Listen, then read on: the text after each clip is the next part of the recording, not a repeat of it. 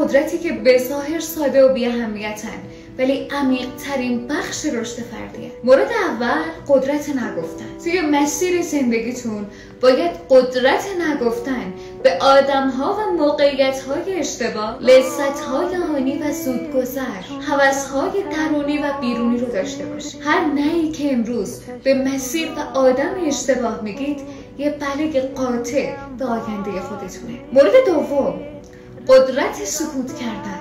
زمانی که شروع به تغییر میکنی به کسی نگو. اگر داری درس میخونی یا کار میکنی به کسی نگو. اگر داری برای بدنی بهتر رژیم میگیری و ورزش میکنی به کسی نگو. انرژی مثبت و منفی آدما جز اینکه آسیب زننده به مسیر تمرکز و پیشرفتتون باشه هیچ سود و منفعتی برای شما نداره. مورد سوم قدرت تنها موندن. خیلی از تنها موندن میترسن. زمانی که شما تمام فکرت، تمام تمرکزت روی خودت هستش، زمانی که توی تنهایی به تایید درونی میرسی، روند رشد عجیب صعودی میشه. خدا گفت از هیچی نترس، ترسم از خدا بود که بگو چی میشه تش.